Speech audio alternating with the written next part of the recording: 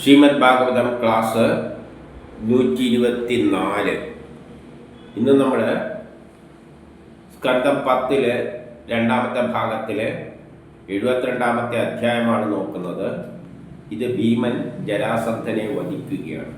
അപ്പം ഭീമന്റെ സഹായം തേടാൻ വേണ്ടിയിട്ട് കൃഷ്ണൻ എവിടേക്ക് വരികയാണ്?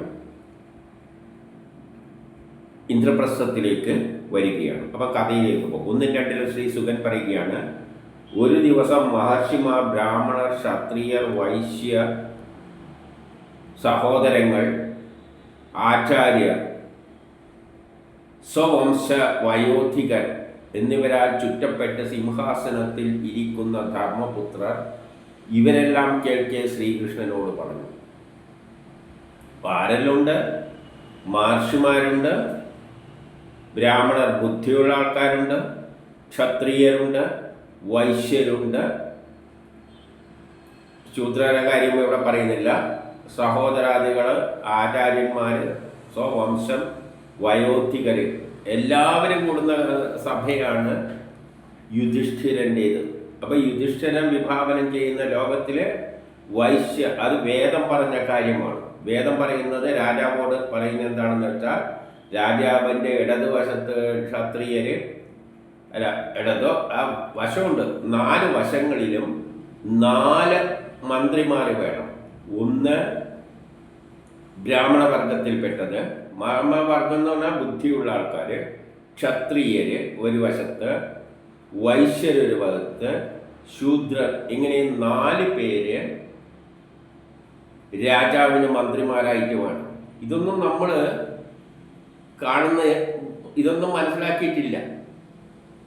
കാരണം എല്ലാ വിഭാഗത്തിൻ്റെ അത് തന്നെയാണ് ഇവിടെ ആര് ചെയ്തിരിക്കുന്നത്? ധർമ്മപുത്രനും ചെയ്തിരിക്കുന്നത്. ഇവരെല്ലാം ഉണ്ട്.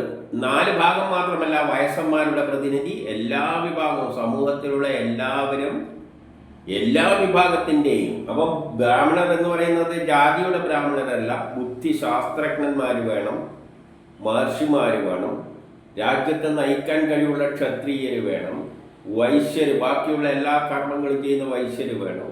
ഇവരെല്ലാം അടങ്ങുന്നതായിരിക്കണം രാജ്യസഭ. അല്ലാതെ ജാതി വ്യവസ്ഥയേ ഇല്ല. ഇനി ഈ പേരിൽ വെച്ചാണെങ്കിലും അവരുടെ പ്രതിനിധികളെല്ലാം സഭയിൽ വേണം. അങ്ങനെയുള്ളൊരു ഭരണമാണ്. അതുകൊണ്ടാണ് കൃഷ്ണൻ അവരോട് ഇത്ര യോജിക്കും. അവരും കൂടി ചേർന്നുകൊണ്ടാണ് ലോകം ഒന്നാക്കി മാറ്റാൻ ശ്രമിക്കുന്നത്. അല്ലയോ ഗോവിന്ദ, യാഗങ്ങളിൽ വെച്ച് ശ്രേഷ്ഠമായ രാജസീയവും കൊണ്ട് ഭവാന്റെ അംശങ്ങളായ ദേവതകളെ ആരാധിക്കാൻ അഭിലഷിക്കുന്നു. രാജസീയ യജ്ഞം എപ്പോഴാണ് നടത്തേണ്ടത്? ഈ ലോകത്തെ മുഴുവൻ ഒന്നാക്കി മാറ്റിയതിന് ശേഷം നടത്തേണ്ടതാണ് രാജസൂയ യജ്ഞം. അത് കൃഷ്ണന്റെ രാജ്യത്തിൽ കൃഷ്ണൻ ഒന്നാക്കി മാറ്റിയിട്ടുണ്ട്. ഇനി ബാക്കിയുള്ള ദേശത്തിൽ മുഴുവൻ അതേ തരത്തിൽ ഒരു വ്യവസ്ഥിതി ഉണ്ടാക്കുകയാണ് രാജസൂയം കൊണ്ട് ഉദ്ദേശിക്കുന്നത്. അതിന് അവരുടെ ലക്ഷ്യമെന്താണ്? രാജസൂയം കൊണ്ട് ഭവാന്റെ അംശങ്ങളായ ദേവതകളെ ആരാധിക്കുക. ഭവാന്റെ അംശങ്ങളായ ദേവതകൾ എന്ന് പറഞ്ഞാൽ, ഈ ദേവതകൾ പ്രപഞ്ചത്തിൽ 33 കോടി ദേവതകളുണ്ട്. അവരെ എല്ലാം ആരാധിക്കുക എന്നാണ്. അതായത് പ്രപഞ്ചത്തെ ആരാധിക്കുക, പ്രപഞ്ചത്തിന് വേണ്ടി നിൽക്കുക, ഒരൊറ്റ കുടുംബമായിട്ട് നിൽക്കുക. അതാണ് ധർമ്മപുത്രരുടെ ലക്ഷ്യം. ഭഗവാന്റെ അംശങ്ങളായ ദേവതകൾ, ഭഗവാന്റെ അംശമായിട്ട് വരുന്നത് എല്ലാം ദേവതകളാണ്. ഞാനും ദേവതകളാണ്, ഇവിടെയുള്ള പിച്ചക്കാരനും ദേവതയാണ്. അപ്പം എല്ലാവരെയും ആരാധിക്കുക. ആ അഭിലാഷം നിറവേറ്റി തന്നാലെന്നാണ് കൃഷ്ണനോട് പറയുന്നത്. എന്നിട്ട് 4 പറയുകയാണ്, യാതൊരു ജനമാണോ പാപങ്ങളെ ഹനിക്കുന്ന ഭവാന്റെ പാദങ്ങളെ നിരന്തരം പരിചരിക്കുന്നത്, ആ ജനങ്ങളാണ് മോക്ഷം പ്രാപിക്കുക. അപ്പോൾ എല്ലാ ജനങ്ങളും ഭഗവാന്റെ പാദങ്ങളെ പിന്തുടരുക എന്ന് പറഞ്ഞാൽ, ഭഗവാന്റെ പാദത്തിലാണ് എന്തുള്ളത്? ഈ ബ്രഹ്മാണ്ടം മുഴുവനുള്ളത്. ആ ബ്രഹ്മാണ്ടത്തെ പരിചരിക്കുക, ലോകത്തിന് വേണ്ടി ജീവിക്കുക, എല്ലാവരും ഒരു കുടുംബത്തിലെ ഭേദഭാവമില്ലാതെ പരിചരിക്കുക. അങ്ങനെയുള്ളൊരു ചിന്താഗതിയുമായി ജനം നിൽക്കുമ്പോഴാണ് മോക്ഷത്തെ പ്രാപിക്കുന്നത്. അവർ ലോക വിഷയങ്ങളെ ആഗ്രഹിക്കുകയാണെങ്കിൽ മറ്റു ധർമ്മത്തെ പോലെ മറ്റുള്ളവരെ പോലെ തന്നെ ഒന്നുമല്ലാതായിത്തീരും. എന്നാൽ ആഗ്രഹങ്ങൾ വെച്ചിട്ട് തങ്ങളുടെ കാര്യത്തിന് വേണ്ടിയിട്ട് ചിന്തിക്കുകയാണെങ്കിൽ, ഓരോന്നും അത് വേണം ഇത് വേണമെന്ന് ജനങ്ങൾ ചിന്തിക്കുകയാണെങ്കിൽ അവരൊന്നുമല്ലാതായി തീരും. ആകയാൽ പ്രപഞ്ചത്തിലെ ഈ പ്രാണി സമൂഹം, ധർമ്മപുത്രർ ചിന്തിക്കുന്നത് പ്രപഞ്ചത്തിലെ പ്രാണി സമൂഹമാണ്. പ്രപഞ്ചത്തിലെ എല്ലാ ജീവജാലങ്ങളും നിൻതിരുവടിയുടെ പാദപത്മത്തെ ഭജിക്കുന്നതിൻ്റെ മഹിമയെ മനസ്സിലാക്കി കൊടുക്കുവാനും, എന്താണ് ലോകത്തിലുള്ള എല്ലാ ജീവജാലങ്ങളെയും വേണ്ടിയിട്ട് ചിന്തിച്ചുകൊണ്ട് യജ്ഞം നടത്തുകയും, അല്ലെങ്കിൽ ഭജിക്കുന്നവരെയും ഭജിക്കാത്തവരെയും, അതായത് സ്വന്തം കാര്യങ്ങൾ നോക്കിയിട്ട് ലാഭമുണ്ടാക്കാൻ നടക്കുന്ന ജനവിഭാഗങ്ങളെയും അവസ്ഥാഭേദം കാട്ടിക്കൊടുക്കുവാൻ വേണ്ടിയാണ് ഞാൻ ഇത് ചെയ്യുന്നത്. അതായത് ലോകത്തെ മുഴുവൻ ഒന്നായി കണ്ടുകൊണ്ട് കർമ്മം ചെയ്യുന്ന ആ കർമ്മഫലത്തെയും സ്വാർത്ഥമായിട്ട് തന്നിൽ തന്നെ ചിന്ത, നമുക്ക് വേണ്ടി, നമ്മളെ ആൾക്കാർക്ക് വേണ്ടി എന്നുള്ള ആ വ്യത്യാസവും, ഇതാണ് ലോകത്തെ രണ്ടായി ഇന്ന് തിരിച്ചിരിക്കുന്നത്. ഈ ചിന്താഗതിയുള്ളവരാണ് ഇവിടെ ധർമ്മപുത്രർ. മറ്റുള്ളവരെല്ലാം സ്വാർത്ഥമതികൾ, തൻ്റെ കാര്യങ്ങൾ എന്ന് ചിന്തിക്കുന്നവർ. ഇത് തമ്മിലുള്ള വ്യത്യാസം ജനത്തിന് ബോധിപ്പിക്കാൻ വേണ്ടിയാണ് ഞാൻ ഈ രാജസൂയം നടത്തുന്നത്. അതിൽ എന്നിട്ടെന്ന് പറയുന്ന ഒരു ഉപാധിക്കും വിധേയനാകാത്ത ഈ ശക്തിക്ക് ഒരു ഉപാധത്തിനും വിധേയനല്ല. അന്തരാമിയായ നിന്തിരുവടിക്ക് അന്യനെന്നും താനെന്നും അന്യനെന്നും ഇല്ല, ഭേദഭാവമില്ല. ഇപ്പം പ്രപഞ്ചത്തെ ആരാധിക്കുക എന്ന് പറഞ്ഞാൽ പ്രപഞ്ചത്തിൻ്റെ പിന്നിൽ വർത്തിക്കുന്ന നമ്മിലെല്ലാം സ്ഥിതി ചെയ്യുന്ന ആ ശക്തി വിശേഷത്തിന് താനെന്നും അന്യനെന്നും ഉള്ള ചിന്താഗതിയില്ല. ഇതാണ് സനാതന ധർമ്മം, ഭാരതത്തിൻ്റെ ധർമ്മം. ഭാരതം എന്ന് പറയുന്നതിൻ്റെ ധർമ്മം പറയേണ്ടത്, ഭാരതം എന്ന് പറഞ്ഞാൽ ലോകം മുഴുവനാണ്. മറ്റുള്ളവരെല്ലാം എന്താണ് പറയുന്നത്? എൻ്റെ ആൾക്കാർ, ബാക്കിയുള്ളവരൊന്നും നമ്മളെ പെടുവില്ല, ഈ ലോകത്തിൻ്റെ ഭാഗവുമല്ല, അവരെല്ലാം മോശം ആൾക്കാർ. എനിക്ക് എൻ്റേതായ ദൈവം, ആ ദൈവത്തിന് ഞാനേ ഉള്ളൂ, മറ്റുള്ളവരെല്ലാം അന്യന്മാരാണ്. ഇത്തരം ചിന്താഗതികളിലാണ് മറ്റുള്ള മതങ്ങൾ പോകുമ്പോൾ വേദം പറയുന്നു ആ ഈശ്വരന് ഭേദവ്യത്യാസമില്ല, താനെന്നും അന്യനെന്നും ഇല്ല. എങ്കിലും വേണ്ട വിധം സേവിക്കുന്നവർക്ക് നിന്തിരുവടിയുടെ അനുഗ്രഹം കിട്ടും. വേണ്ട വിധം സേവിക്കുന്നവർക്ക്, അദ്ദേഹത്തെ സേവിച്ചാൽ അനുഗ്രഹം കിട്ടും. അദ്ദേഹത്തെ എങ്ങനെയാണ് സേവിക്കേണ്ടത്? അദ്ദേഹത്തിന് നമ്മിൽ നിന്നൊന്നും ആവശ്യമില്ല. ഇനി എന്താണ് ആവശ്യമുള്ളത്? അദ്ദേഹം എന്ന് പറയുന്നത് അദ്ദേഹമാണ് ഈ വിരാട രൂപം ധരിച്ച ഈ പ്രപഞ്ചം. ഈ പ്രപഞ്ചത്തിന് വേണ്ടി ജീവിക്കുക, എല്ലാവർക്കും വേണ്ടി ജീവിക്കുക, അദ്ദേഹത്തിൻ്റെ അംശമായ എല്ലാവർക്കും വേണ്ടി കർമ്മം ചെയ്യുക. അതാണ് സേവനം. ചെയ്യുന്നവർക്ക് അനുഗ്രഹം നേടും. അപ്പം അദ്ദേഹത്തിന് എന്തേ ചിന്തയുള്ളൂ? ലോകനന്മക്കായിട്ട് പ്രവർത്തിക്കുക. ലോകം അദ്ദേഹം തന്നെയാണ്, അതാണ് അദ്ദേഹം പ്രതീക്ഷിക്കുന്നത്. അല്ലാതെ അദ്ദേഹത്തിന് പൂജയും ദ്രവ്യവും കൊടുത്തിട്ട് ഇങ്ങനെ ആക്കിയിട്ടൊന്നും അദ്ദേഹത്തിന് ഒരു ചുക്കും ആവശ്യമില്ല. ലോക നന്മയ്ക്ക് വേണ്ടിയിട്ട്, ലോകത്തെ എല്ലാം ഭേദഭാവമില്ലാതെ, അദ്ദേഹത്തിന് ഭേദഭാവമില്ല. ഭേദമില്ലാത്ത അദ്ദേഹത്തിൻ്റെ അടുത്ത് പോയിട്ട് എൻ്റെ ശത്രുവിനെ തട്ടിക്കളയണേ, ഒരു സംഹാര പൂജ എന്നെല്ലാം പറഞ്ഞ് നടക്കുന്നത് എന്ത് അർത്ഥമാണുള്ളത്? അദ്ദേഹത്തിന് അങ്ങനത്തെ വിദ്യയൊന്നുമില്ല, ശത്രു മിത്രം എന്നൊന്നുമില്ല. പിന്നെ അങ്ങേരുടെ അടുത്ത് പോയിട്ട് ഒരു ശത്രു പൂജ, സംഹാര പൂജ, അവനെ ചെരിപ്പെടുത്തണം. ഇതല്ലേ എവിടെ നിന്ന് വന്നതാണെന്നൊന്ന് ചിന്തിച്ചു നോക്കൂ. സേവിക്കുന്നതിനനുസരിച്ച് ഫലമുണ്ടാകും. അദ്ദേഹത്തെ സ്നേഹിക്കുക. അദ്ദേഹം എന്ന് പറഞ്ഞാൽ ഈ പ്രപഞ്ചമായി കാണണം. ആ പ്രപഞ്ചത്തെ സ്നേഹിച്ചാൽ അതിനനുസരിച്ചുള്ള ഫലവും കിട്ടും. 7 ശ്രീ ഭഗവാൻ, ശത്രുനാശം ചെയ്യുവാൻ കഴിവുള്ള രാജാവേ. ഇപ്പം ഭഗവാൻ പറയുകയാണ്, ശത്രുക്കളെ നശിപ്പിക്കാൻ കഴിവുള്ള രാജാവേ, രാജസൂയ യജ്ഞത്താൽ മംഗളകരമായ അങ്ങയുടെ യജ്ഞം ലോകമെങ്ങും വ്യാപിക്കും. അങ്ങയുടെ മഹിമ, യശസ് ലോകമെങ്ങും വ്യാപിക്കും. ഈ യജ്ഞം നടത്തിക്കഴിഞ്ഞാൽ അങ്ങയുടെ യശസ് ലോകം മുഴുവൻ വ്യാപിക്കും. ഈ വിശിഷ്ട യജ്ഞം ഋഷികൾ, പൃഥുക്കൾ, ദേവതകൾ എല്ലാം എന്നിവ മാത്രമല്ല പ്രാണികൾക്കും ഇഷ്ടപ്പെട്ടതാണ്. ഈ യജ്ഞം ആർക്ക് വേണ്ടിയുള്ളതാണ്? ഈ പ്രപഞ്ചത്തിന് മുഴുവൻ വേണ്ടിയുള്ളതാണ്. എന്താണ് ആ യജ്ഞം?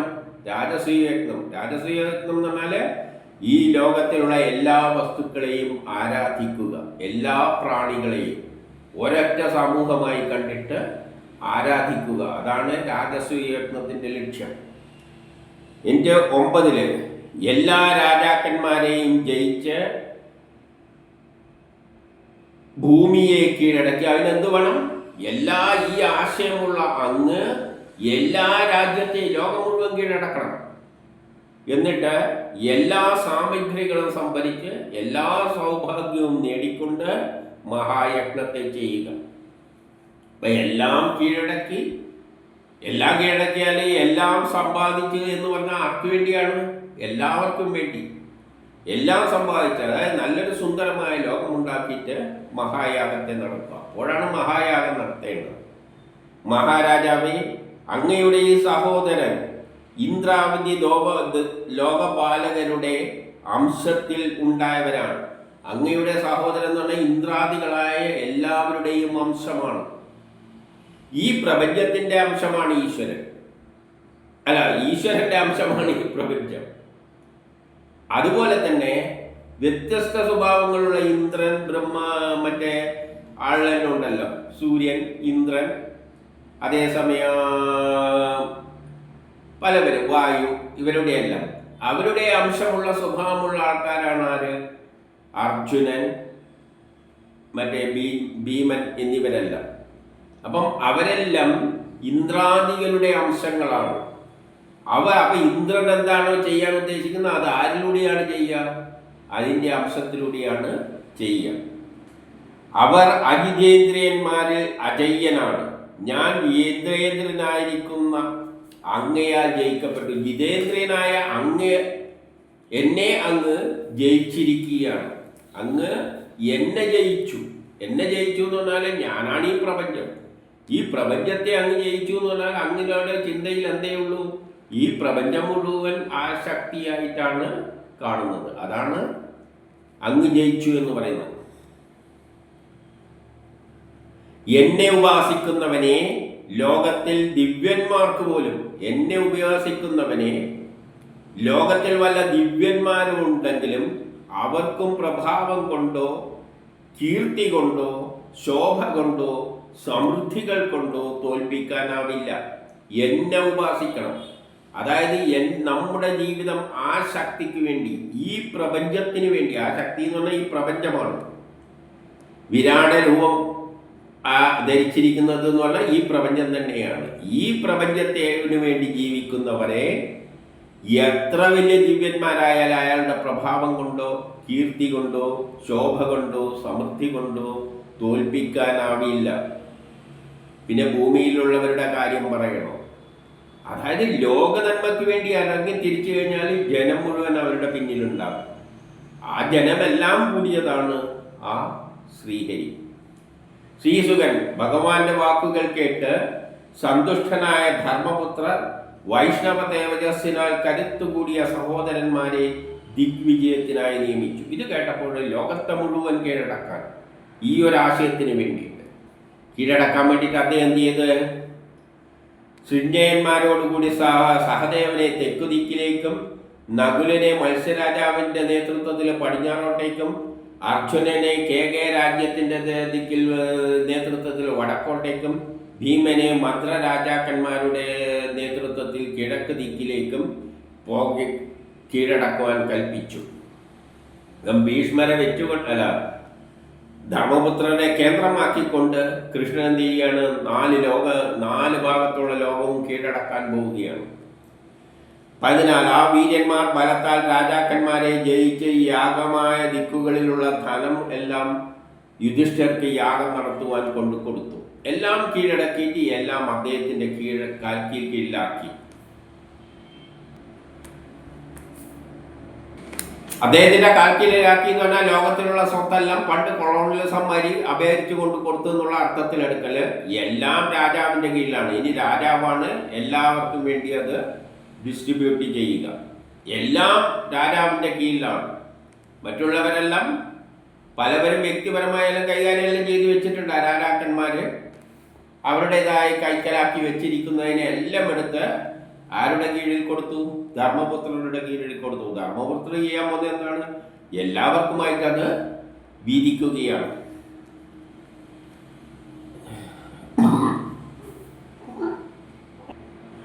ജരാസന്ധനെ മാത്രം ജയിച്ചിട്ടില്ലെന്ന് കേട്ട അദ്ദേഹം വേറെ എന്താണ് ചെയ്യേണ്ടത് എന്ന് ആലോചിച്ചു കൃഷ്ണൻ ജരാസന്ധനെ മാത്രം ജയിച്ചിട്ടില്ല.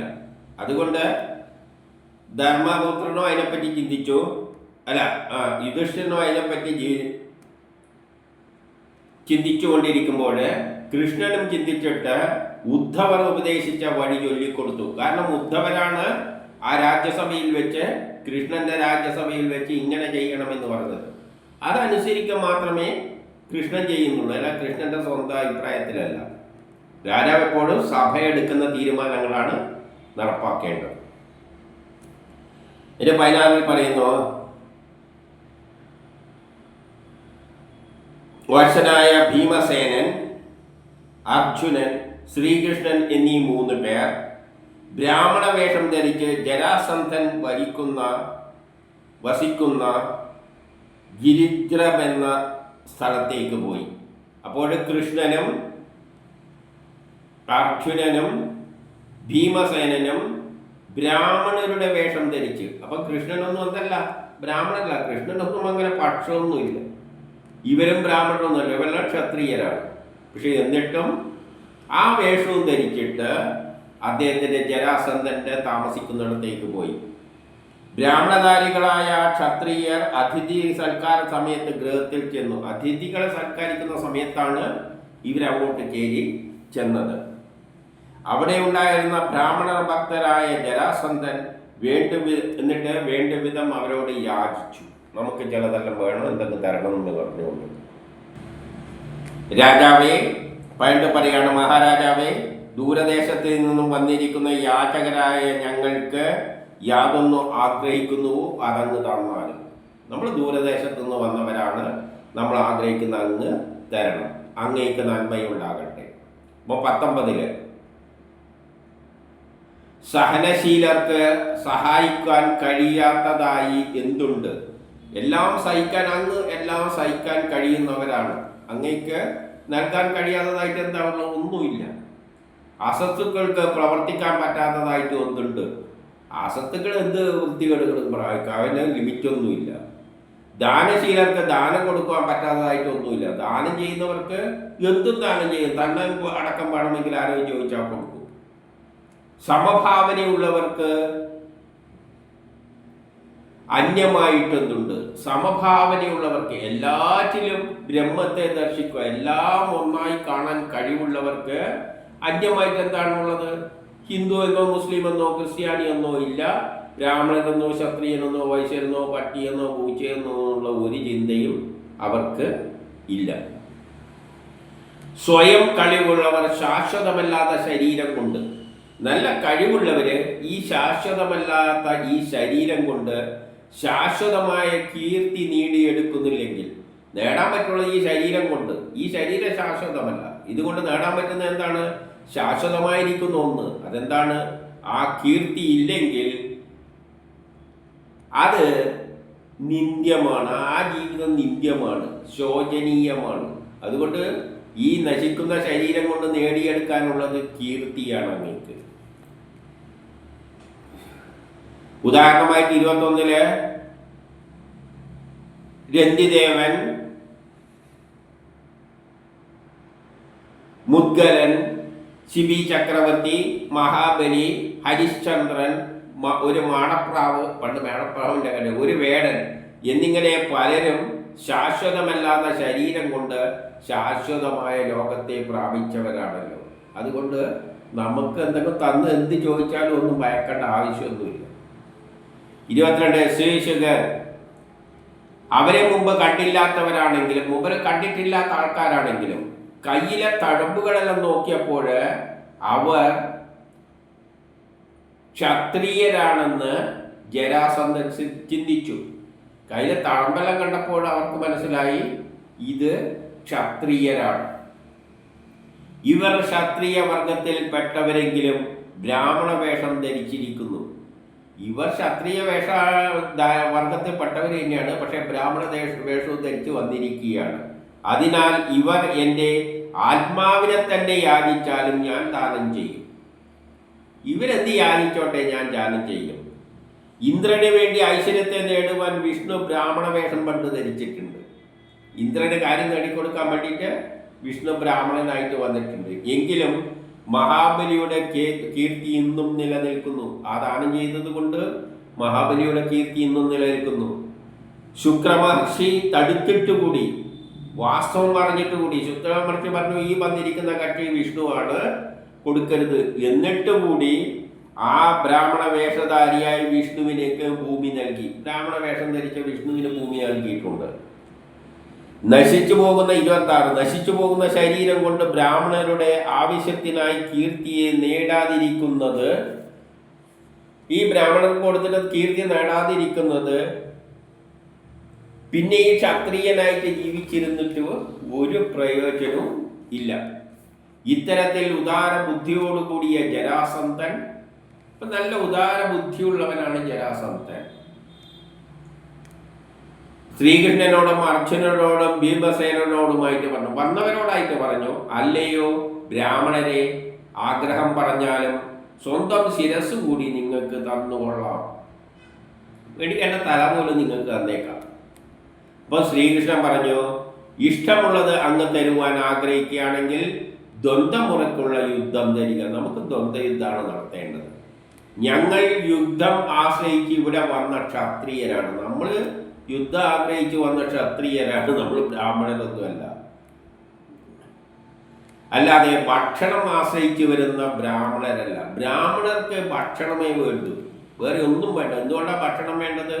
ശാസ്ത്രജ്ഞന്മാരെ, ചിന്തകർക്ക് വേറെ ഒന്നിലും ആഗ്രഹമില്ല. പുതിയ പുതിയ ശാസ്ത്രത്വങ്ങൾ കണ്ടെത്തുന്നതിലാണ് ബ്രാഹ്മണർക്ക് അല്ലെങ്കിൽ ശാസ്ത്രജ്ഞർക്ക് താല്പര്യം. പക്ഷേ വിശക്കുമ്പോൾ എന്തെങ്കിലും തിന്നണം, അത്ര മാത്രമേ ബ്രാഹ്മണർക്കുള്ളൂ. അല്ല വേറെ ഒന്നും വേണ്ട. അല്ലാതെ വല്ല സ്വർണ്ണമെല്ലാം അടിച്ചു മാറ്റിക്കൊണ്ടുപോയിട്ട് കട്ടിലെല്ലാം കൊണ്ടുപോകുന്ന സ്വഭാവമൊന്നും ബ്രാഹ്മണർക്കില്ല. അവർക്ക് ഭക്ഷണമേ വേണ്ടൂ. കാരണം അവര് ശാസ്ത്രം ലോകത്തിൽ ചിന്തിക്കുന്നവരാണ് ബ്രാഹ്മണർ. എപ്പോഴും ഗവേഷണം നടക്കും. അപ്പോൾ ഇടയ്ക്കൊന്ന് വേണം ഒരു ചായയോ ഒരു വടയോ ഒരു പഴപ്പൊരിയോ എല്ലാം കിട്ടിക്കഴിഞ്ഞാൽ കൊള്ളാം. 29. ഇദ്ദേഹം കുന്തിപുത്രനായ ഭീഷ്മരാണ്. ഇദ്ദേഹം അവൻ്റെ അനുജൻ അർജുനനാണ്. ഇവർ രണ്ടുപേരും അമ്മാവൻ്റെ മക്കളാണ്.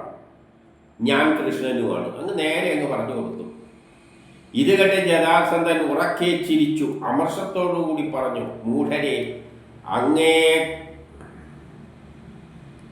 അങ്ങയോടൊത്ത് യുദ്ധം ചെയ്യാൻ ഞാൻ ആഗ്രഹിക്കുന്നില്ല. കാരണം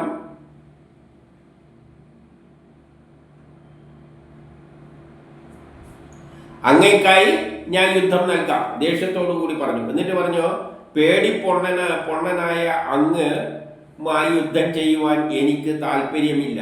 നീ പണ്ട് മധുര ഉപേക്ഷിച്ച് സമുദ്രമധ്യത്തിൽ ശരണം പ്രാപിച്ചവനാണല്ലോ. കാരണം ഇങ്ങനെയല്ല യുദ്ധത്തിൽ പേടിച്ചിട്ട് എന്ത് ചെയ്തു? മധുര തലസ്ഥാനം മാറ്റിയിട്ട് നേരെ സമുദ്രത്തിൻ്റെ നടുവിലൊരു സ്ഥലം ഉണ്ടാക്കിയിട്ട് സ്ഥലം വിട്ട കഥ പണ്ട് പറഞ്ഞിട്ടുണ്ട്. അതുകൊണ്ട് അങ്ങനെ പേടിത്തൊണ്ടന്മാരായിട്ട് ഞാൻ യുദ്ധം ചെയ്യില്ല. അർജുനൻ വയസ്സുകൊണ്ട് സമനല്ല, ഇവൻ പയ്യനാണ്. ആ വയസ്സുകൊണ്ട് നോക്കുമ്പോൾ അവനോട് യുദ്ധം ചെയ്യുന്നതിന് എനിക്ക് താല്പര്യമില്ല, കരുത്തുമില്ല. അത്ര വലിയ കരുത്തൊന്നും അദ്ദേഹത്തിന് ഇല്ല. എനിക്ക് തുല്യനൊന്നുമല്ല. അതിന് ഭീമസേനൻ ഒത്ത ബലമുള്ള, ഇവ കൊള്ളാം, നല്ല ഒത്ത ബലമുണ്ട്. ഇത്രയും പറഞ്ഞ് 33 ഒരു നല്ല ഗതയെടുത്തിട്ട് ഭീമന് നൽകി. എന്നിട്ട് താനും ഒന്നെടുത്തു, നല്ലൊരു ഗതയെടുത്തു. രാജധാനിയിൽ നിന്ന് പുറത്തേക്ക് ഇറങ്ങി, നേരെ പുറത്തേക്ക്. അനന്തരം നിരപ്പുള്ള ഒരു സ്ഥലത്തെത്തി. ദ്വന്ദ്വയുദ്ധം നടത്താൻ പറ്റുന്ന നിരപ്പുള്ള സ്ഥലത്തെത്തി നിന്നുകൊണ്ട് തമ്മിൽ പ്രഹരം തുടങ്ങി. 34 ഇടതും വലതും തിരിഞ്ഞുകൊണ്ടുള്ള ദ്വന്ദ്വയുദ്ധം, അങ്ങോട്ടും ഇങ്ങോട്ടും എല്ലാം ഓടിക്കൊണ്ടുള്ള യുദ്ധം നല്ല നടന്മാരുടെ ഭംഗിയിൽ നടന്നു. അതായത് നല്ല നടന്മാരെങ്ങനെയാണ് അമേരിക്ക ഒരു ഫോട്ടോ ഇല്ലാതെ വരും. അത്രയും ഭയങ്കരമായ യുദ്ധമായിരുന്നു. നല്ല പഠിച്ച യോദ്ധാക്കളാണ്. ഗതകൾ കൂട്ടിമുട്ടുമ്പോൾ ചട എന്നുള്ള ശബ്ദങ്ങൾ ഏതുമായി തോന്നുന്നു? കൊമ്പനാനകളുടെ കൊമ്പുകൾ കൊമ്പനാന ഏറ്റുമുട്ടുമ്പോൾ കൊമ്പുകൾ തമ്മിൽ ഇടിക്കുന്നത് പോലെയാണ് ഗതകൾ കൂട്ടിയിടിച്ചത്. ആനകളുടെ കൊമ്പുകൾ അപ്പോൾ എന്താകും, പൊട്ടിച്ചിതർന്നതുപോലെ ഇവന്മാരുടെ തോളില്, അരക്കെട്ടില്, മുതുകില് എല്ലാം ഗദകൾ കൊള്ളുമ്പോൾ ഗദകൾ പൊടിഞ്ഞു പോകാൻ തുടങ്ങി. അത്രയും ഭയങ്കരമായ യുദ്ധമാണ് നടന്നത്. ഗദകൾ പൊടിഞ്ഞപ്പോൾ അവർ ഇരുമ്പ് പോലെ ഉറപ്പുമുള്ള ഉരുക്കുമുഷ്ടികൾ കൊണ്ട് ഇടി തുടങ്ങി. അപ്പോൾ ആ ഇടിമുഴക്കം പോലെയായിരുന്നു അത്, ആകാശത്തിൽ ഇടിമുഴക്കം പോലെയായിരുന്നു ആ ശബ്ദം ഉണ്ടായിരുന്നത്. അഭ്യാസം, ദേഹശക്തി, പരാക്രമം എന്നിവയിൽ സമാസമമായിരുന്നു പോരാട്ടം. എല്ലാ നിലയിലും അഭ്യാസികളാണ്. ദേഹശക്തിയിലും പരാക്രമത്തിലും അവരുടെ പോരാട്ടം അന്യോന്യം വ്യത്യസ്തമല്ലാതെ ഭവിച്ചു. ഒരു വ്യത്യാസവുമില്ല, രണ്ടുപേരും ഒന്നിനൊന്നും മെച്ചം. ഇപ്രകാരം അവർ 40 ഇപ്രകാരം അവർ പകല് യുദ്ധം ചെയ്യും, എന്നിട്ട് രാത്രി സ്നേഹിതന്മാരെ പോലെ കഴിയും. രാത്രി കൂട്ടുകാരായിട്ട് അവർ ഇരുന്നു. അങ്ങനെ 27 ദിവസം കടന്നുപോയി. ഒരിക്കൽ ഭീമൻ കൃഷ്ണനോട് പറഞ്ഞു, ഇക്കണക്കിന് പോയാൽ അല്ലയോ കൃഷ്ണ, യുദ്ധത്തിൽ അവനോട് ജയിക്കാൻ ഞാൻ ശക്തനല്ല, അവനെ ജയിക്കാൻ എനിക്ക് പറ്റില്ല. ജരേന്ദ്ര രാസസിയിൽ നിന്നും സന്ധിപ്പിച്ചിട്ടുണ്ടായ ജരാസന്ധനെ കുറിച്ചുള്ള അറിവുള്ള കൃഷ്ണൻ ഭീമസേനനെ അതിനെ ശക്തമാക്കാൻ എന്തുപയോഗം പറയണമെന്ന് ചിന്തിച്ചു. അപ്പൊ ജര സംയോജിപ്പിച്ചവനാണ് ജര എന്ന അസുരൻ. അപ്പൊ ആ കഥ എന്താണ്? പണ്ടൊരു രാജാവിന് പുത്രന്മാരുണ്ടായില്ല. അപ്പോൾ ഒരു മുനിയെ സമീപിച്ചപ്പോൾ ഒരു ദിവ്യമായ മാങ്ങ കൊടുത്തു. മന്ത്രം ജപിച്ച മാങ്ങ. മന്ത്രം എന്ന് പറഞ്ഞാൽ സയൻസിൻ്റെ അടിസ്ഥാനത്തിൽ കൊടുക്കുന്ന മാങ്ങ എന്ന് പറഞ്ഞാൽ ഇന്ന് ആധുനിക സയൻസും പറയുന്നുണ്ട്, നമ്മൾ ഏത് കൃത്രിമമായ മനുഷ്യനെ ഉണ്ടാക്കിത്തരാം, ജനിതക ഘടനകൾ യോജിപ്പിച്ചിട്ട്. ശാസ്ത്രലോകം എന്തുകൊണ്ടാണ് അംഗീകരിക്കാത്തത്?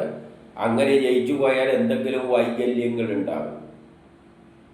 നമുക്ക് ഐസൻ ന്യൂട്ടണി അല്ല അതേപോലെ ഉണ്ടാക്കാം, പക്ഷേ വേറെ വൈകല്യങ്ങൾ കയറി. അതുകൊണ്ടാണ് ശാസ്ത്രലോകം അംഗീകരിക്കാത്തത്. പക്ഷേ പുരാണ കഥകളിൽ അത് പ്രത്യേകം പറഞ്ഞിട്ടുണ്ട്. ദുര്യോധനാദികളെല്ലാം ജനിച്ചത് കുടത്തിൽ പ്രസവിക്കാതെ പുല്ല് എടുത്തിട്ട് വേദവ്യാസം കട്ട് ചെയ്ത് തുണ്ടാക്കിയിട്ട് ജനിതഘടനയായിട്ട് ആയുർവേദ മരുന്നിൽ കുടത്തിലിട്ട് വെച്ചിട്ടാണ് ജയിച്ചിരിക്കുന്നത്. ആ ജനിച്ച കക്ഷികളെല്ലാം നല്ല യോദ്ധാക്കൾ തന്നെ, പക്ഷേ തലതിരിഞ്ഞവരാണ്, സ്വാർത്ഥമതികളാണ്. അതുപോലെ തന്നെ വേദങ്ങൾ പുരാണങ്ങളിലുള്ള കുടത്തിൽ നിന്നുണ്ടായ ഒരു കക്ഷിയാണ് വസിഷ്ഠൻ. ഭയങ്കര ബുദ്ധിയാണ് വസിഷ്ഠന്. ബുദ്ധിക്കൊന്നും ഒരു കുഴപ്പമില്ല. പിന്നെ എന്താ കുഴപ്പമെന്ന് വെച്ച് കഴിഞ്ഞാൽ യാഥാസ്ഥിതികനാണ്, വെറും യാഥാസ്ഥിതികൻ. പക്ഷേ വിശ്വാമിത്രൻ എന്ന് പറഞ്ഞാൽ ലോക പുരോഗതിക്ക് ശാസ്ത്രീയമായി ചിന്തിക്കുന്നതാണ്. ഇതേതാണ് ഏറ്റവും വലിയ പിന്തിരിപ്പനാണ്. ഒരു രാജാവിൻ്റെ മകൻ സാധാരണക്കാരനായിട്ട് കൂട്ടി ചെയ്തുകൊണ്ട് അവനെ രാജ്യത്ത് നിന്ന് പറഞ്ഞു വിട്ടു. അങ്ങനെയുള്ള കഥകളെല്ലാം ഉണ്ട്. അപ്പോൾ വസിഷ്ഠൻ ഏറ്റവും പിന്തിരിപ്പൻ ആശയക്കാരനാണ്. അങ്ങനെ ആയിപ്പോയി. എന്തുകൊണ്ട്? കുടത്തിൽ നിന്ന് ജനിച്ചതാണ്. അതുകൊണ്ട് ഇവനും കുടത്തിൽ നിന്ന് ജനിച്ചു. എന്താണെന്ന് വെച്ചാൽ ഒരു മാങ്ങ കൊടുത്തു എന്ന് പറഞ്ഞു കഴിഞ്ഞാൽ ശാസ്ത്രീയമായിട്ട് എന്തോ ചെയ്തു എന്നുള്ള അർത്ഥത്തിലാണ്. കഥയിൽ മാങ്ങ തേങ്ങ എന്നെല്ലാം പറയും. എന്നിട്ട് ജനിച്ചപ്പോൾ അപ്പോൾ ആ രാജാവിന് 2 ഭാര്യമാരുണ്ടായിരുന്നു. പണ്ടത്തെ കാലത്തെല്ലാം ഇതല്ലേ കുഴപ്പം, കണ്ടെടുത്തെല്ലാം പെണ്ണ് കെട്ടും, എത്ര ഭാര്യമാരും. അപ്പോൾ ഇഷ്ടം കൊണ്ട് ഈ മാവേനെ 2ആക്കിയിട്ട് കൊടുത്തു. പ്രസവിച്ചപ്പോൾ 2 കഷ്ണം. ഇതാ കഥയിലാണ്. ആ 2 കഷ്ണങ്ങളും കണ്ടപ്പോൾ ഇവർ പേടിച്ചു പോയി. ഫുള്ളില്ല, ഹാഫേ ഉള്ളൂ. മാങ്ങ പകുതിയായതുകൊണ്ട് ഹാഫായിപ്പോയി. ഇതാണ് കൃത്രിമമായിട്ട് ഉണ്ടാക്കുന്നതിനെ കൊണ്ടുള്ള ഗുണം. എൻ്റെ അടുത്ത് ദൂരെ കാട്ടിലറിഞ്ഞു ജനാവെന്നാൽ അസുരം കണ്ടപ്പോൾ തിന്നാൻ വേണ്ടിയിട്ടാണെങ്കിൽ അത് നോക്കിയപ്പോൾ 2 കഷ്ണം കിടക്കുന്നു, പകുതി. എന്നാൽ ചേർത്ത് വെച്ചിട്ട് തിന്നാമെന്ന് വെച്ച് ചേർത്ത് വെച്ചപ്പോൾ ഇവന്മാർ യോജിച്ചു പോയി. പിന്നെ അത് രാജാവിൻ്റെ അടുത്ത് എത്തിക്കത്തി. രാജാവിന് കുട്ടിയായി നടന്നപ്പോൾ പിന്നെ രാജാവ് സ്വീകരിച്ചു. അപ്പോൾ ജരാസന്ധന് കഴിവെന്തെല്ലാം ഉണ്ടോ എന്ന് ചോദിച്ചാൽ എന്തെല്ലോ കഴിവുണ്ട്. പക്ഷെ എന്തുണ്ട്? കുറേ വൈകൃതങ്ങളും ഉണ്ട്. കൃത്രിമമായി ഉണ്ടാക്കിയതാണ്. ആ വൈകൃതമാണ് ഇവിടെ കാണുന്നത്. ഈ രാജാക്കന്മാർ ആരെങ്കിലും അദ്ദേഹത്തെ നിഷേധിച്ചു കഴിഞ്ഞാൽ അവരെയെല്ലാം പിടിച്ചിട്ട് ജയിലിലുണ്ട്. അതുകൊണ്ട് അപ്പോൾ ഇങ്ങനെ യോജിപ്പിച്ചത് കൊണ്ട് മുറിച്ചു കഴിഞ്ഞാൽ പിന്നെയും അത് യോജിക്കാനുള്ള ടെൻഡൻസി ഉണ്ടെന്ന് കഥയിൽ കവിഭാവനയിൽ അത് ഭയങ്കര ഭാവന. അതുകൊണ്ട് കഥയിൽ എന്ത് പറഞ്ഞു, യോജിക്കുന്ന കാര്യത്തിൽ വെച്ചാലല്ലേ കുഴപ്പമുള്ളൂ. എന്നാൽ പിന്നെ തിരിച്ചിങ്ങോട്ടേക്ക് ഇട്ടേക്കാം രാമായി. രണ്ടും ഒരേ ഭാഗത്ത് വെക്കണം, എങ്കിൽ ഇങ്ങനെ വരും. ഇതിപ്പുറം വന്നു കഴിഞ്ഞാൽ പിന്നെ ചേർന്ന് കഴിഞ്ഞാലും ചേരൂല, ഇങ്ങനെയല്ല കൊണ്ടു. ഭയങ്കര ഭാവനയാണ് ഈ വേദവ്യാസം. അതുകൊണ്ട് ഭഗവാൻ എന്ത് ചെയ്തു എന്ന് വെച്ചാൽ ബുദ്ധി മനസ്സിലായി, ഒരു ചെടിയുടെ ചില്ലെടുത്തിട്ട് ഇങ്ങനെ പൊട്ടിച്ചിട്ട് ഇങ്ങനെ എറിയുന്നതായിട്ട് കാണിച്ചു കൊടുത്തു. അപ്പുറത്തും ഇപ്പുറത്തേക്ക് തട്ടിക്കൊടുത്താൽ മതി. അങ്ങനെ ഭീമസേനൻ ആ സൂചന മനസ്സിലാക്കി അവനെ കാലിൽ പിടിച്ചിട്ട് മറച്ച് നിലത്തിട്ടിട്ട് ഒരു കാല് കൊണ്ട് അവൻ്റെ കാലിൽ ചവിട്ടിപ്പിടിച്ചു, മറ്റേ 2 കൈ കൊണ്ട് വലിച്ചിട്ട് രണ്ടാക്കിയിട്ട് തിരിച്ചു. തിരിച്ചപ്പോൾ ഓരോന്നിലും എന്തുണ്ട്, ഓരോ കണ്ണുണ്ട്, ഒരു കാലുണ്ട്, ഒരു വൃക്ഷണമുണ്ട്, ഉടുപ്പുണ്ട്, പുറമുണ്ട്, മുലയുണ്ട്, തോളുണ്ട്, കൈയുണ്ട്, കണ്ണുണ്ട്, കാലുണ്ട്, എല്ലാം ഉണ്ട്. ഓരോന്നിലും ഓരോന്നായിട്ട് 2 പീസായിട്ട് ഇങ്ങ് വന്നു. എന്നിട്ട് അതിനെ എതിർദിശയിലേക്ക് എറിഞ്ഞു. ഇതെല്ലാം ജനം കണ്ടു. ജരാസന്ധന്റെ ഈ വിധം കൊല്ലപ്പെട്ടപ്പോൾ വലിയ മുറവിളികളോടുകൂടി ശബ്ദങ്ങൾ എല്ലാവരും കേട്ടു. അർജുനൻ, കൃഷ്ണൻ എന്നിവരെ ഭീമസേനനെ കെട്ടിപ്പിടിച്ച് അഭിനന്ദിച്ചു. എന്നിട്ട് ശ്രീകൃഷ്ണൻ അവന്റെ പുത്രൻ സഹദേവനെ മഗധ രാജ്യത്തിലെ രാജാവാക്കി. പിന്നെ ആ തടവിലാക്കിയ രാജാക്കന്മാരെയെല്ലാം വിട്ടയച്ചു. അങ്ങനെ ലോകം മുഴുവൻ അവരുടെ കീഴിൽ കൊണ്ടുവന്നു. ഏതിനു വേണ്ടി? ലോകത്തിന് വേണ്ടി ജീവിക്കുന്ന ഒരു ഭരണ സംവിധാനം. ലോകം ഒരൊറ്റ തറവാടാകുന്ന തരത്തിലുള്ള ഒരു ചിന്താഗതിയുള്ള ലോകക്രമം. എല്ലാവരും ഒരു കുടുംബത്തിലെ അംഗത്തെ പോലെ, ഒരു ഭേദഭാവങ്ങളുമില്ല. ഈശ്വരനുമെന്നില്ല, ഭേദഭാവങ്ങളൊന്നുമില്ല. ഈശ്വരന് ശത്രുവില്ല, മിത്രവുമില്ല. എൻ്റെ ആൾക്കാർ നിൻ്റെ ആൾക്കാരൊന്നും ഭാഗവതത്തിലില്ല. അത് മതങ്ങളിലാണ്. മതങ്ങളിലെ ദൈവങ്ങളിൽ, ഈശ്വരനിലാണ് ഭേദഭാവങ്ങളും. ഇതെൻ്റെ ആൾക്കാരാണ്, മറ്റേ പോയി വെട്ടടാ, അവരെ കൊല്ലടാണ്. ഇവിടെ യുദ്ധം നടക്കുന്നുണ്ട്. എന്തിന്? ധർമ്മത്തിന് വേണ്ടി. എന്ത് ധർമ്മം? എല്ലാവരും ആ ശക്തിക്കായി, ഈ ലോകം, ആ ശക്തി എന്ന് പറഞ്ഞാൽ ഈ ലോകമാണ്. ലോകത്തിന് വേണ്ടി ജീവിക്കുക, അവനവന് വേണ്ടി ജീവിച്ചുകൂടാ. നമ്മളെല്ലാം സൃഷ്ടിച്ചിരിക്കുന്ന അതിനൊരു സുന്ദരമായ ലോകം ഉണ്ടാക്കണം. ആ ലോകത്തിൽ നിന്ന് കിട്ടുന്ന നിങ്ങൾ തന്നെ എടുത്തോ. അതിൽ ആ കക്ഷിക്ക് ആക്ഷേപം നിനക്ക്, ആ കക്ഷിക്ക് ഇതൊന്നും വേണ്ടതാനും. അപ്പോൾ അതിനുവേണ്ടി കർമ്മം ചെയ്യുക, കിട്ടുന്നത് തുല്യമായി അനുഭവിക്കുക. ഇങ്ങനെയുള്ള ലോകമാണ് 3ാം ലോകമഹായുദ്ധത്തിലൂടെ, മഹാഭാരത യുദ്ധത്തിലൂടെ നമ്മൾ എത്തിച്ചേരാൻ പോകുന്നത്.